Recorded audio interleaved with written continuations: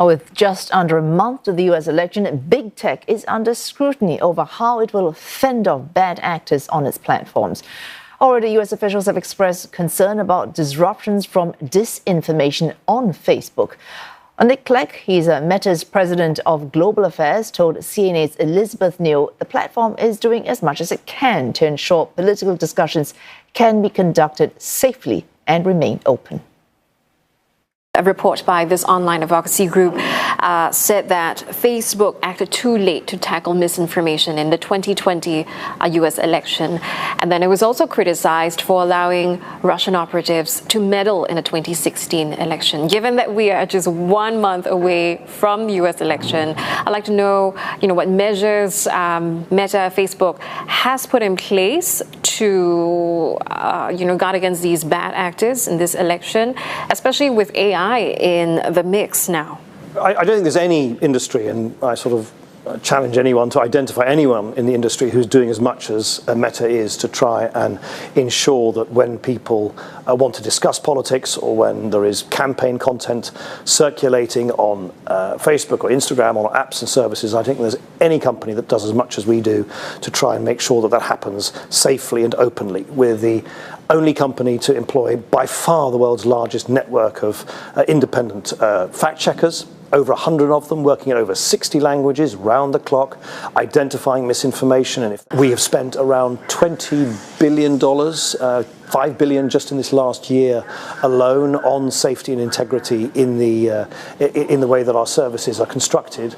We have about 40,000 people working on that, more actually than were working on that at the time of the 2020 elections. We have tried to make sure that politics and political content doesn't sort of overwhelm people's experience, because most people don't come to Facebook and Instagram to sort of argue about politics. I mean, many people use X, or what was used to be called Twitter, to sort of argue about the news. I think it was announced as well this year that it is deprioritizing some political content on its platforms. Do you think that by taking such a passive role, it allows for more bad actors to infiltrate the space? And with big tech's growing influence and power, and I like to appeal to your background as well as a former politician, it has some responsibility in ensuring this safe space on the platform, especially in this fight against misinformation, especially after we saw in 2021 that insurrection, which also had to do with bad actors infiltrating platforms like X, Meta. We're not being passive about politics. We're simply not artificially boosting or recommending political content to people if they haven't actually asked for it.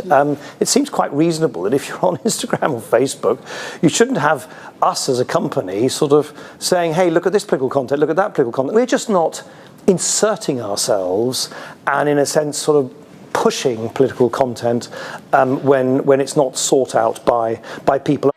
US officials have been attempting to crack down on attempts to spread disinformation during the election, especially in what's expected to be another razor-thin contest. Something you said at a Senate hearing recently is that Meta's vigilance needs to be constant, not just during the election period.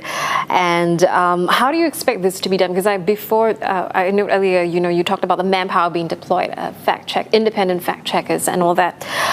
But in Meta's cost-cutting measures, which started some 2022, I think there were layoffs across its trust and safety department as well as its customer service teams. And last year, it also dissolved a fact-checking tool. So how do you expect to provide this constant vigilance when the resources to do so appear to be diminished? So they're not, is the answer. We actually have more people working on safety and integrity now than we did in the 2020 Have they been US election. rehired to fill these roles? No, it is possible for a large organisation to trim costs in one area and actually expand in others, or remain constant and vigilant in others, and that's exactly what we've done. The most relevant thing is, how are we using technology at scale to deal with violating content? And that is what we are very heavily investing in. And it's an important thing to remember this. People talk often about the threats of AI, but AI is also a sword, not just a shield, in terms of how we use it to actually identify violating content, to go after it. But regulating the online space has become more challenging, with bad actors also using the fast-evolving technology to create disruptions.